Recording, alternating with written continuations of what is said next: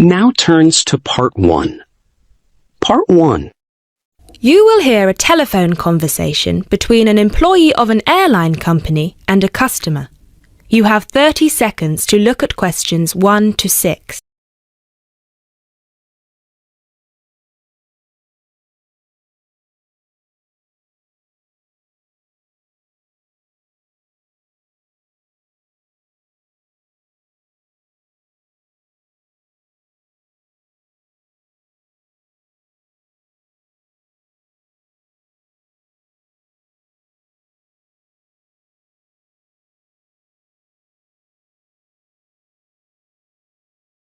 Now listen carefully and answer questions 1 to 6. GB Airlines, this is Kyle speaking. How can I help? Hi, my name is Matt Walsh. I'm calling on behalf of Mr. John Sparrow to claim expenses for a delay in his flight last week. Good morning, Mr. Walsh. Thank you for calling. Could you please tell me the flight number and the date of departure? The date of departure was the 24th of January, 2016. I'm afraid I don't have the flight number in front of me at the moment. Okay, that's all right. One moment. Could you tell me where was Mr. Sparrow departing from? He was departing from Athens. Is that Athens, Greece or Athens, Georgia? Athens, Greece. Right. And what was the destination? It was Heathrow, London. Right. We've got 2 flights from Athens to London Heathrow on the 24th of January 2016. Was it the 3:25 p.m. flight or the 9:45 p.m.? It was the later one, 9:45. Okay, so the flight number is GB1011. Right, okay. Okay, yes. I can see that Mr. Sparrow's flight was cancelled and he was booked on the next flight on the 25th of January at 3:25 p.m. Is that correct? Yes, that is correct. According to our system, one of my colleagues spoke with Mr. Sparrow on the phone on the 24th to inform him of the cancellation and offered to book a hotel for him for the night, but Mr. Sparrow preferred to book one himself. Yes, because he didn't want to stay near the airport, as the next flight was in the afternoon. Yes, of course. Could you tell me which hotel he stayed at? Yes, he stayed at the Hypnos Hotel. Oh, could you spell that for me? Of course. That's Hypnos. Right. Thank you for that. And could you please tell me how much the total cost was for the night? Sure. It was €73. Right. Do you have a copy of the receipt for that? Yes, of course. Would you like me to send it to you? Yes, please.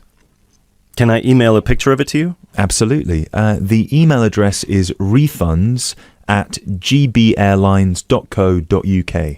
Great, thank you. No problem. Were there any other expenses you wish to claim? Actually, yes. There was also the taxi ride to the airport and the taxi ride back the next day. Right. And what was the total cost? The first taxi ride was €53 and the second one was 42, so 63, 73, 83. Yeah, so the total was €95. I'll send you the receipt for those as well. Thank you. Are there any other expenses? No, I think that's it. You now have 30 seconds to look at questions 7 to 10.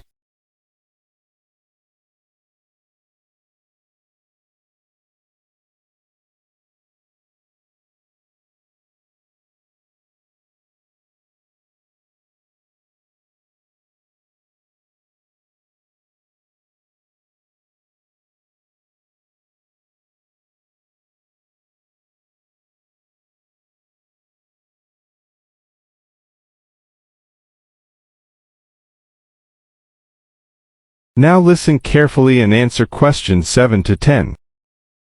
Excellent. So if you could please send us the receipts for the hotel and the taxi rides, and after we receive them, it should take about 48 hours for the funds to reach Mr. Sparrow's account. Perfect. Thank you so much. My pleasure. Is there anything else I can help you with? Actually, yes. There's one more thing.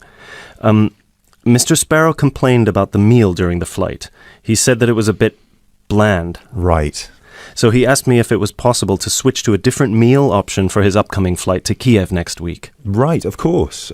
Just give me a minute, please. Right, I see that Mr. Sparrow had the light meal option for his flight to London, and you would like to change that. What would you like to change it to? What are the other options? We've got 12 different meal options. Would you like me to list all of them for you? Well, Mr. Sparrow has told me that he would prefer something without meat. How many of these do not contain meat? We've got 3 meal options without meat. We've got the vegetarian option, the vegan option, and the Asian vegetarian. What's the difference?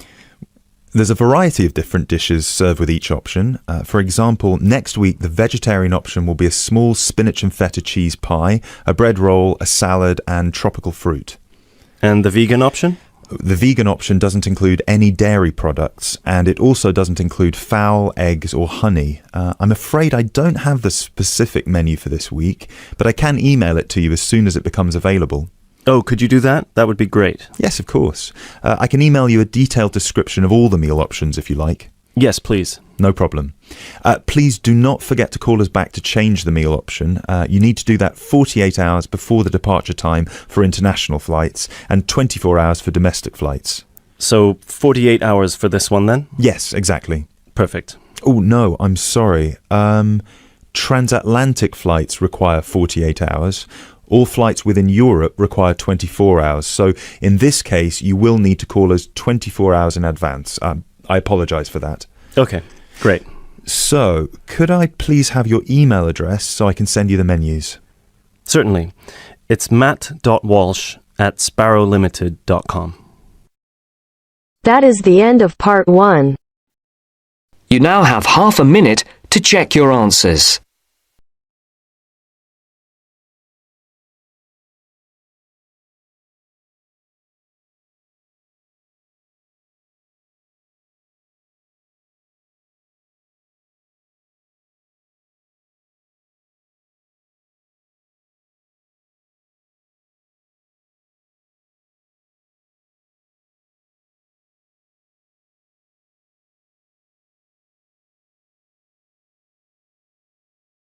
Now turns to Part 2. Part 2. In this section, you'll hear a message left to John on how to look after the house. Now you have some time to look at questions 11 to 17.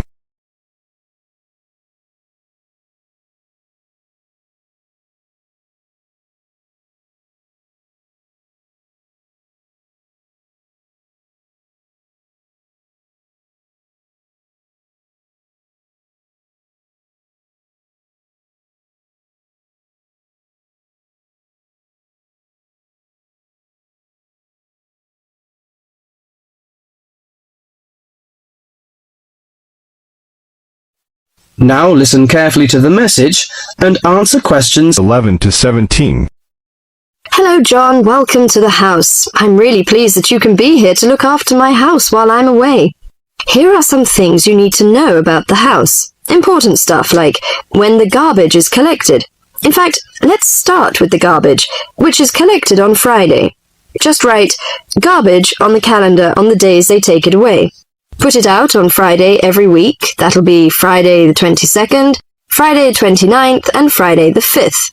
It's a really good service. The trucks are quiet and the service is efficient. The bin would be put outside of the house empty. It's a good idea to put it away quickly. This street can be quite windy. I once watched my next-door neighbor chase her bin the whole length of the street. Every time she nearly caught up with it, it got away again. The waste paper will be collected this Tuesday. That's Tuesday the 19th. There's a plastic box full of paper in the front room. Please put it out on Tuesday. The truck will come during the day. If you don't mind collecting old newspapers and other paper and putting them in the box, I'll put it out when I come home. The paper people only come monthly. I have some things to give to charity in a box in the front room. Would you put it out on Monday the 25th, please?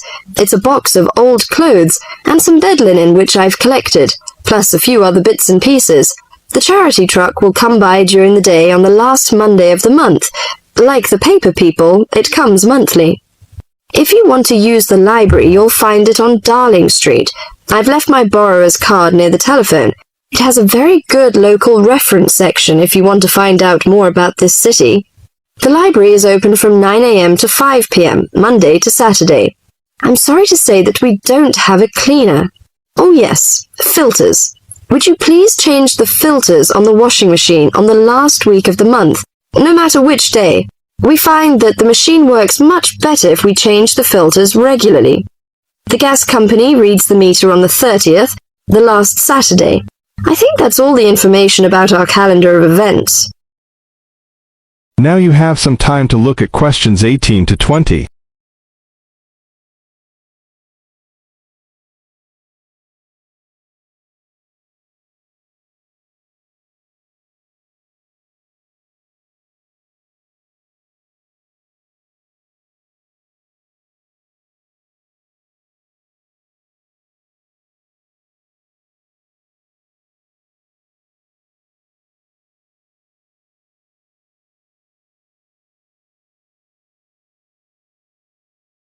Now listen carefully and answer questions 18 to 20. Well, John, I'm trying to think what else I should be telling you. As you know, I'm going to a conference in London. I hope to have a little time to look around. It's a great city. I do hope I manage to get at least some of the theatres and museums. I'm looking forward to all the things I have to do at the conference too. I'm giving a paper on Tuesday the 26th, and there are a couple of exciting events planned later in the conference programme.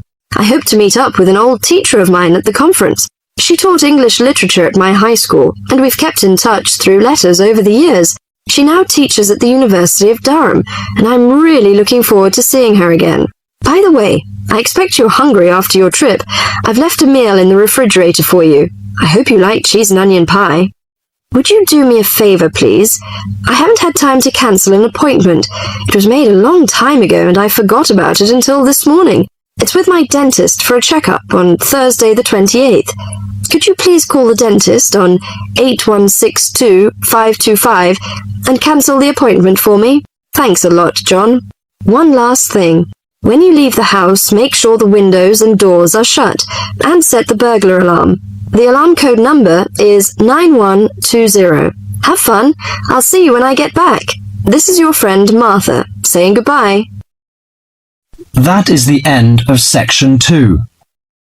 You now have half a minute to check your answers.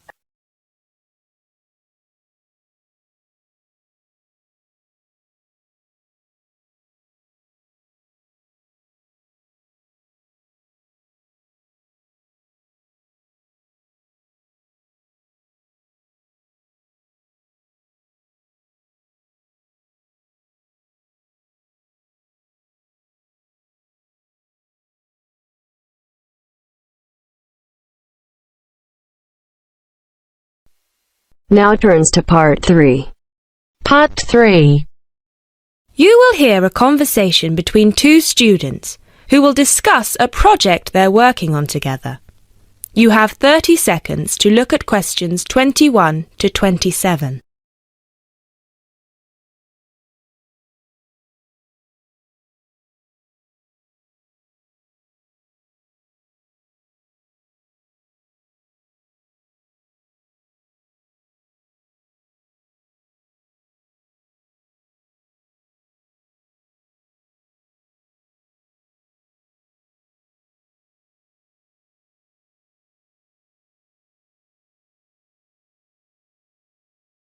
Now listen carefully and answer questions 21 to 27.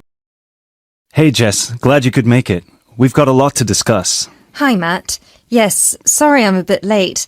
I did bring all my notes with me. Yes, me too. Where shall we start? Well, I think it would be a good idea to clarify our objectives just one more time. Yes, good idea. Okay, here we are.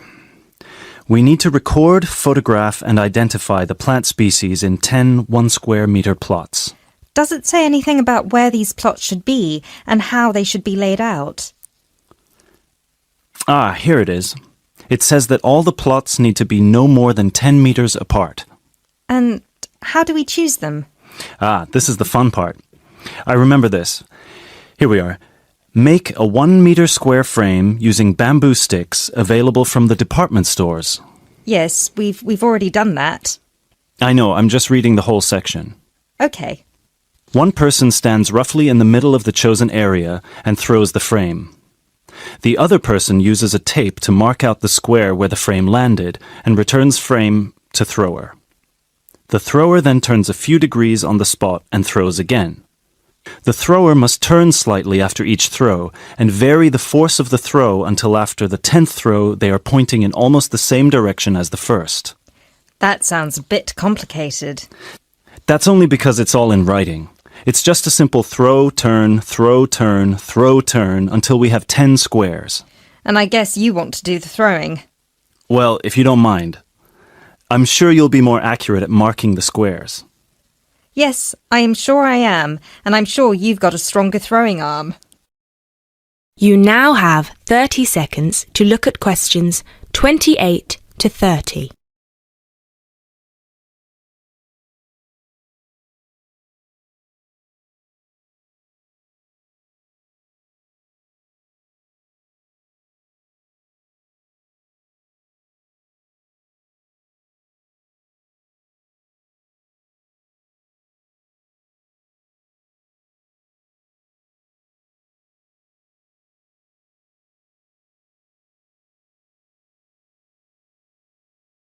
Now listen carefully and answer questions 28 to 30.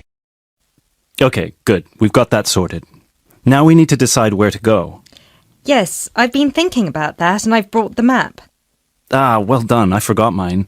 Now, I've identified 3 possible locations, but they've all got some disadvantages. Okay, fire away. Well, the area around this lowland marsh could be interesting. There'll be a lot of interesting water plants here. Looks good, but what's the problem? Mainly that it's already a designated nature reserve, and I think there's already been a lot of research done here. Ah, I see. Well, I'd rather do something that's new and can be useful. I agree. That's why I identified this area further west. See, here, behind the beach. Oh yes, I see. That area there, where it's flat, but quite high. Exactly. If you look a bit further inland, you'll see that there are hills which will protect that area from strong north winds. I see. Excellent. But what's the problem? Just that it may not be very interesting. We know that the geology there is not conducive to a wide variety of plants. I agree. So what's your last idea? Well, I think this one is a bit of a winner, although I did want to show you the other 2. Look up here, on the north coast. Where? See this bay? Well, I know that there's been quite a lot of studies done here, but a bit further to the east, behind this headland. No one has ever looked at that. Well, I certainly couldn't see any studies. That is interesting. And the plant life could be a bit different because of the shelter from the wind the headland provides. Exactly. Brilliant, Jessica. That's a great idea. We'll go there. Thanks. Now all we have to decide is when is a good time. Well... That is the end of part 3. You now have half a minute to check your answers.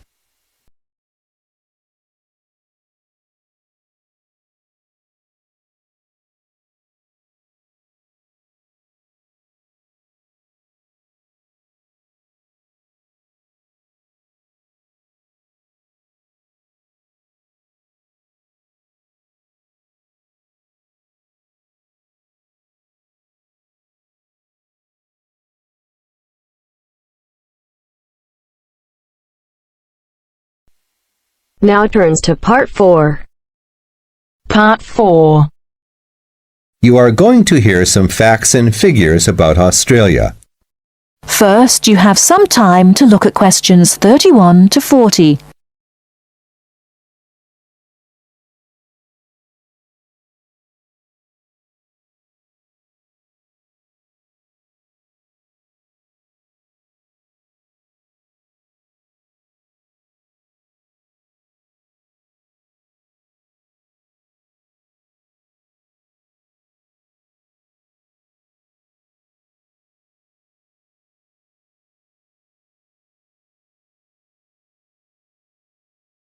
Now listen carefully and answer questions 31 to 40.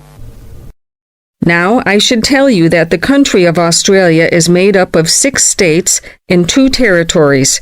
These are the Australian Capital Territory, New South Wales, the Northern Territory, Queensland, South Australia, Tasmania, Victoria, and Western Australia. The national capital is Canberra. Right, let's turn to the Australian economy. Australia has a prosperous Western-style capitalist economy. Australia is a major exporter of agricultural products, minerals, metals, and fossil fuels. Commodity prices have a big impact on the economy. Australia suffered from the low growth and high unemployment typical of the OECD countries in the early 1990s, but the economy has expanded at reasonably steady rates in recent years. In addition to high unemployment, short-term economic problems include how to balance output and inflation and how to stimulate exports. The economy is made up like this: agriculture, 3.1%, industry, 27.7%, services, 69.2%. The labor force has a similar pattern. The total labor force is 8.2 million. 34% work in finance and services, 23% work in public and community services, 20% work in the wholesale and retail trade, 17% work in manufacturing and industry, and 6% work in agriculture. What are the chief industries of Australia? They are mining, industrial, and transport equipment, food processing, chemicals, and steel. What are Australia's main agricultural products? They are wheat, barley, sugarcane, fruit, cattle, sheep, and poultry. And who do we sell our products to? At present, our chief export market is Japan, which takes 24% of our exports. After that, South Korea takes 8%, and New Zealand and the U.S. each take 7%. In years to come, however, we expect China to become a significant trade partner. China already supplies 5% of Australia's imports. This is the same amount as New Zealand. Meanwhile, we take 1/5, in fact 22% of our imports from the U.S., 17% from Japan, and 6% from the UK. So what sort of things does Australia import? Well, we import a lot of machinery and transport equipment, especially computers and office machines, also telecommunications equipment, and in addition we have to import oil and petroleum products. So let's move to the subject of communications in Australia. We have an estimated 8.7 million telephones and 9.2 million televisions. There are some 134 television broadcast stations and 325 radio stations. The related subject of transport is naturally very important in such a big country as Australia. Let's look at highways first. There are two kinds of highways, paved and unpaved. Paved highways are regular roads with a permanent surface. But actually, we have more unpaved highways, around 60%, than paved, when all the country roads are included. In addition, Australia has a railway network of over 38,000 kilometers. But you'll probably find it hard to believe how many airports we've got. 10? 20? 50? No, the total is 443. Of course, this includes many short runways on farms and in the outback. There are only 9 airports with runways of more than 3,000 meters. That is the end of part 4. You now have half a minute to check your answers.